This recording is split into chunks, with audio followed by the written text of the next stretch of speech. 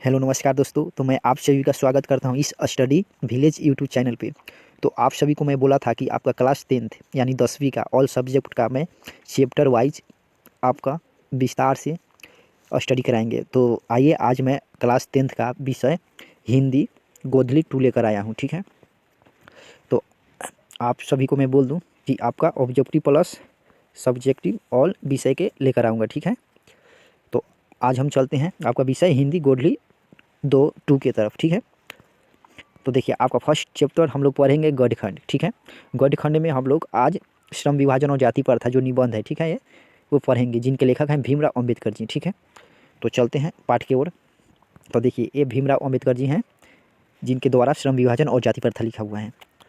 तो देखिए श्रम विभाजन और जाति प्रथा। तो देखिए श्रम विभाजन और जाति प्रथा ये निबंध पढ़ने से पहले लेखक के बारे में जानना अति महत्वपूर्ण जरूरी होता है, क्योंकि लेखक से भी संबंधित एग्जाम में पूछ लिया जाता है। ठीक है, तो चलते हैं लेखक यानी भीमराव अंबेडकर जी के बारे में जानते हैं। तो देखिए फर्स्ट में हम लोग जानेंगे यहाँ से, बाबा साहेब भीमराव अंबेडकर का जन्म 14 अप्रैल 1891 ईस्वी में महू मध्य प्रदेश में एक दलित परिवार में हुआ था। मानव मुक्ति के पुरोध बाबा साहेब अपने समय के सबसे सुपथित जनों में से एक थे। प्राथमिक शिक्षा के बाद बदौरा नरेश के प्रोत्साहन पर उच्चतर शिक्षा के लिए अमेरिका फिर वहाँ से लंदन इंग्लैंड गए।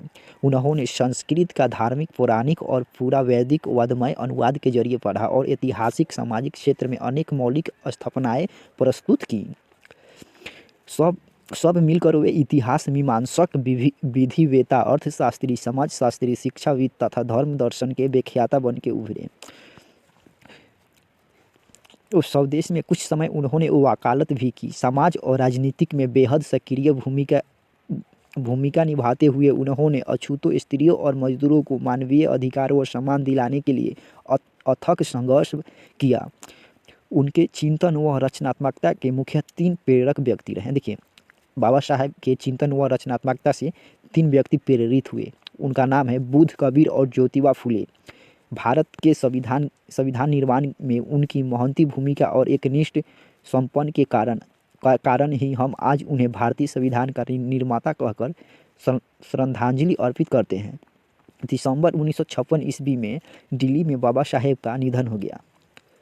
ठीक है, यहाँ तक पढ़ लिए। अब आगे चलते हैं।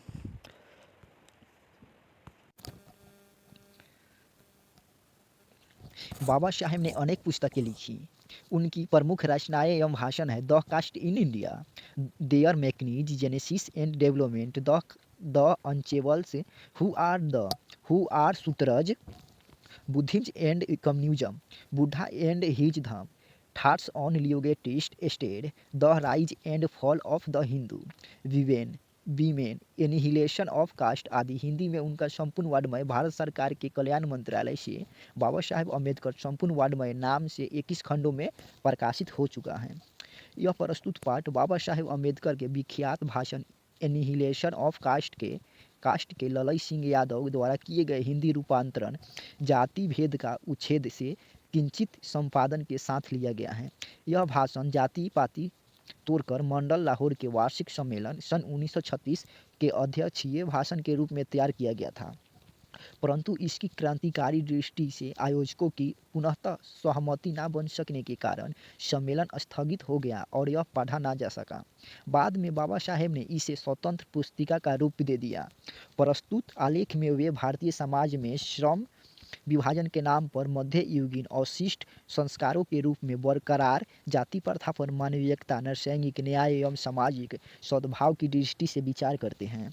जाति प्रथा के विषमतापूर्वक सामाजिक आधारों को रूढ़ पूर्वग्रहों और लोकतंत्र के लिए उसकी अस्वास्थ्यकर प्रकृति पर भी यह एक संभात विधिवेता का दृष्टिकोण उभर सका है। भारतीय लोकतंत्र के भावी नागरिकों के लिए यह एक आलेख अत्यंत शिक्षाप्रदक हैं। ठीक है, अब आगे की ओर चलते हैं, यानी पाठ की ओर चलते हैं। ये था बाबा साहेब से रिलेटेड महत्वपूर्ण बातें। तो अब आते हैं पाठ की ओर। तो पाठ है देखिए श्रम विभाजन और जाति प्रथा। तो देखिए आपसे पूछेगा कि श्रम विभाजन और जाति प्रथा के लेखक कौन है। तो अभी लेखक के बारे में जस्ट हम लोग अभी पढ़े हैं। तो क्या होगा, देखिए श्रम विभाजन और जाति प्रथा के लेखक भीमराव अम्बेडकर हैं। पूछेगा कि भीमराव अम्बेडकर जी का जन्म कब और कहाँ हुआ था, तो 14 अप्रैल 1891 ईस्वी में, कहा तो महू मध्य प्रदेश में हुआ था। और पूछेगा कि श्रम विभाजन और जाति प्रथा क्या है, तो यह एक निबंध है। और पूछेगा कि देखिए, और आपको मैं बताया था श्रम विभाजन और जाति प्रथा ये एक लाहौर के 1936 में लाहौर में होने वाले सम्मेलन के लिए तैयार किया गया था, परंतु वो सम्मेलन नहीं होने के कारण यह एक ललई सिंह यादव के द्वारा ये हिंदी से ये सम्मिलित यह श्रम विभाजन जाति प्रथा तैयार किया गया। और हम लोग का क्लास 10th में फर्स्ट चैप्टर श्रम विभाजन और जाति प्रथा निबंध के तौर पर उभरा हुआ है। तो चलिए आइए अब इसको विस्तार से जानते हैं, ठीक है। तो यहाँ से जानते हैं। तो देखिए, यह विडंबना की ही बात है कि इस युग में भी जातिवाद के पोषकों की कमी नहीं है। इसके पोषक कई आधारों पर इसका समर्थन करते हैं। समर्थन का एक आधार यह कहा जाता है कि आधुनिक सभ्य समाज कार्यकुशलता के लिए श्रम विभाजन को आवश्यक मानता है, और चूंकि जाति प्रथा भी श्रम विभाजन का ही दूसरा रूप है, इसीलिए इसमें कोई बुराई नहीं है। इस तर्क के संबंध में पहली बात तो यही आपत्तिजनक है कि जाति प्रथा श्रम विभाजन के साथ साथ श्रमिक विभाजन का भी रूप लिए हुए हैं। श्रम विभाजन निश्चय ही सभ्य समाज की आवश्यकता है, परंतु किसी भी सभ्य समाज के श्रम विभाजन की व्यवस्था श्रमिक के विभिन्न वर्गों में अस्वाभाविक विभाजन नहीं करती। भारत की जाति प्रथा की एक और विशेषता यह है कि यह श्रमिक का अस्वाभाविक विभाजन ही नहीं करती, बल्कि विभाजित वर्गों को एक दूसरे की अपेक्षा ऊंच नीच भी करार देती हैं, जो कि विश्व के किसी भी समाज में नहीं पाया जाता। जाति प्रथा को यदि श्रम विभाजन मान लिया जाए तो यह एक स्वाभाविक विभाजन नहीं है।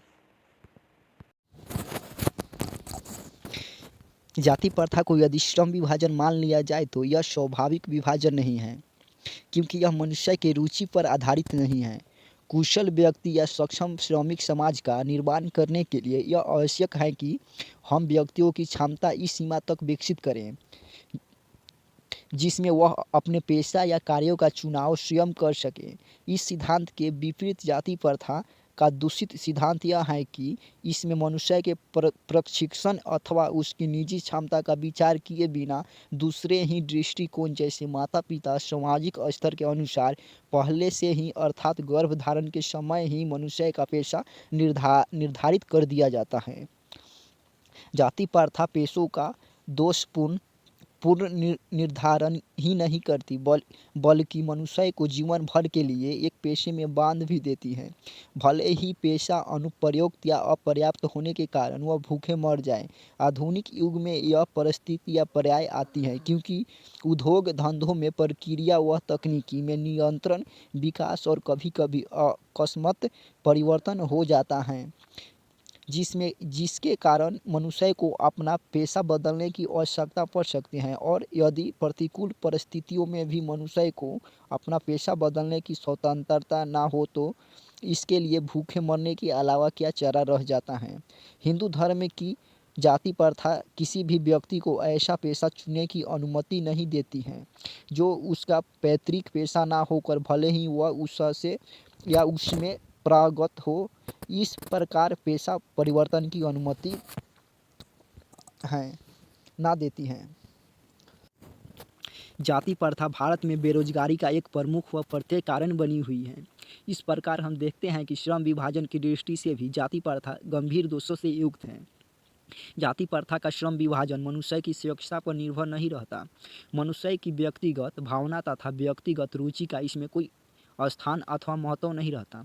इस आधार पर हमें यह स्वीकार करना पड़ेगा कि आज के उद्योगों में गरीबी और उत्पीड़न इतनी बड़ी समस्या नहीं जितनी यह है कि वह बहुत से लोगों निर्धारित कार्यों को अरुचि के साथ केवल विवशतावश करते हैं। ऐसी स्थिति स्वभावतः मनुष्य को दुर्भावना से ग्रस्त रहकर टालू काम करने और कम काम करने के लिए प्रेरित करती है। ऐसी स्थिति में जहां काम करने वालों को ना दिल लगता हो ना दिमाग, कोई कुशलता कैसे प्राप्त की जा सकती है। अतः यह निर्विवाद रूप से सिद्ध हो जाता है कि आर्थिक पहलू से भी जाति प्रथा हानिकारक प्रथा है। क्योंकि यह मनुष्य की स्वाभाविक प्रेरणा, रुचि व आत्मा शक्ति को दबाकर उन्हें अस्वाभाविक नियमों में जकड़ कर निष्क्रिय बना देती हैं। अब मैं समस्या के रचनात्मक पहलू को लेता हूँ। मेरे द्वारा जाति प्रथा की आलोचना सुनकर आप लोग मुझसे यह प्रश्न पूछना चाहेंगे कि यदि मैं जातियों के विरुद्ध हूँ तो फिर मेरी दृष्टि में आदर्श समाज क्या है?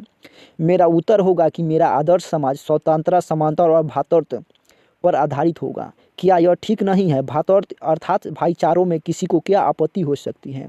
किसी भी आदर्श समाज में इतनी गतिशीलता होनी चाहिए जिससे कोई भी वांछित परिवर्तन समाज के एक छोर से दूसरे छोर तक संचारित हो सके। ऐसे समाज के बहुविध हितों में सबका भाग होना चाहिए तथा सबको उनकी रक्षा के प्रति सजग रहना चाहिए। सामाजिक जीवन में अबाध संपर्क के अनेक साधन व अवसर उपलब्ध रहने चाहिए। तात्पर्य यह है कि दूध पानी के मिश्रण की तरह भाईचारे का यही वास्तविक रूप है और इसी का दूसरा नाम लोकतंत्र है। क्योंकि लोकतंत्र केवल शासन की एक पद्धति ही नहीं है, लोकतंत्र मूलतः सामूहिक जीवनचर्या की एक रीति तथा समाज के सम्मिलित अनुभवों के आदान प्रदान का नाम है। इसमें यह आवश्यक है कि अपने साथियों के प्रति श्रद्धा व सम्मान का भाव हो। तो देखिए, यही श्रम विभाजन और जाति प्रथा निबंध का मुख्य विस्तार बातें हैं। ठीक है, तो हम लोग देखिए श्रम विभाजन जाति प्रथा ये अम्बेडकर जी के द्वारा लिखा हुआ। तो आज हम लोग यह समाप्त पढ़ें, ये आपका क्या तो समाप्त हुआ। ठीक है, तो अब हम लोग इनका सब्जेक्टिव करेंगे, तो थोड़ा सब्जेक्टिव की तरफ चलते हैं, क्या पूछ रहा है। ठीक है, तो चलते हैं, हम लोग यह विस्तार से पढ़ चुके हैं। अब चलते हैं 2 से 3 नंबर जो दीर्घोत्तरीय प्रश्न पूछता है उसके तरफ चलते हैं। तो ये हम लोग का विस्तार से पढ़ा हुआ क्या तो समाप्त हुआ। ठीक है, तो अब चलते हैं दीर्घोत्तरीय प्रश्न की तरफ। तो देखिए, दीर्घोत्तरीय में पूछ रहा है पाठ के साथ। तो देखिए क्या हम लोग पढ़े हैं। तो देखिए फर्स्ट पूछ रहा है लेखक किस विडंबना की बात करते हैं, विडंबना का स्वरूप क्या है। तो देखिए लेखक इस विडंबना की बात कर रहे थे कि इस युग में भी जातिवाद की पोषकों की कमी नहीं है, इसी वजह से श्रम विभाजन नहीं, यह श्रमिक विभाजन बन चुका है। ठीक है, तो यही स्वरूप था लेखक की विडंबना की बात कर रहे थे। जैसे में देखिए और आगे पूछ रहे हैं 2 नंबर में जाति के पोषक उसके पक्ष में क्या तर्क देते हैं। देखिए जैसे और आगे दिया गया है कि तर्क पर लेखक की प्रमुख आपत्तियाँ क्या हैं। ऐसे में सभी का एक एक क्वेश्चन और आंसर देकर मैं सभी का, और आगे देखिए यहाँ लास्ट में दिया है कि संचय लोकतंत्र की स्थापना के लिए लेखक किन विशेषताओं का आवश्यक माना है। तो लोकतंत्र यानी भाईचारा माना था ना। ऐसे ही चलिए और आगे चलते हैं, और आगे में दिया है पाठ के आसपास। तो देखिए पाठ के आसपास क्या था, तो संविधान सभा के सदस्य कौन थे, तो वो भीमराव अम्बेडकर जी थे। ठीक है, देखिए जाति प्रथा पर लेखक के विचारों की तुलना महात्मा गांधी, ज्योतिबा फुले और डॉक्टर मनमोहन लोहिया से करते हुए संक्षिप्त आलेख तैयार करें और उसका कक्षा में पाठ करें। ठीक है, और जातिवाद और आज की राजनीति विषय पर अम्बेडकर जयंती के अवसर पर छात्रों की एक विचार गोष्ठी अनुदित करें। ठीक है, मैं इस सभी का मैं बनाकर वीडियो डाल दूंगा। ठीक है, और इधर है भाषा की बात। ठीक है, तो थोड़ा आगे और चलते हैं। तो देखिए भाषा की बात में निम्नलिखित विलोम शब्द, देखिए विभाजन, संभय विभाजन, निश्चय, निश्चय के अनिश्चय हो जाएगा, उच्च का नीच हो जाएगा, स्वतंत्र का अस्वतंत्र जैसे नहीं होता है, दोष का निर्दोष। ऐसे में सभी का मैं बनाकर मैं वीडियो डाल दूंगा थोड़ा। और आगे चलते हैं, देखिए यहाँ पे निम्नलिखित पर्यायवाची शब्द लिखे था। देखिए पर्यायवाची दूषित का क्या हो जाएगा, तो नहीं दूषित वो संक्रमित, पर्यायवाची हो जाएगा दूषित का श्रमिक का श्रमिक। और देखिए पेशा, अकस्मकता, अनुमति। ठीक है, अवसर, परिवर्तन, सम्मान, सब इस सभी का मैं पर्यायवाची बनाकर मैं वीडियो डाल दूंगा। और नीचे क्या है तो शब्द निधि में देखिए, जैसे शब्द निधि देखिए कैसा, तो विडंबना मीन्स क्या होता है, किसी का उपहास उड़ाना यानी उपहास।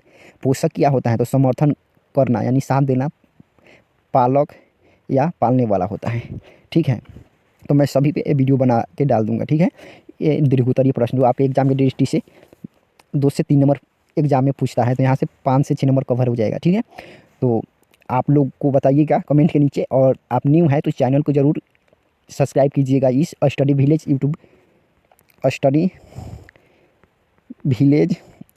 यूट्यूब चैनल को। ठीक है, क्योंकि अधिक मेहनत और ऐसे विस्तार से कोई नहीं पढ़ाएगा। तो देखिए मैं आपका ये दीर्घ उत्तरीय प्रश्न ऊपर से और से लघु उत्तरीय प्रश्न डालूंगा, यानी पहले सब्जेक्टिव का ये 2 से 3 नंबर एग्जाम पूछता है वो, और उसके बाद में ऑब्जेक्टिव अलग एक वीडियो डालूंगा, तो आप लोग देख लीजिएगा। और हाँ, वीडियो के नीचे ज़रूर कमेंट कीजिएगा एक कैसा लगा सब्जेक्टिव पूरा विस्तार से पढ़कर। तो मैं आप सबका मित्र भाई, बाय बाय, टेक केयर।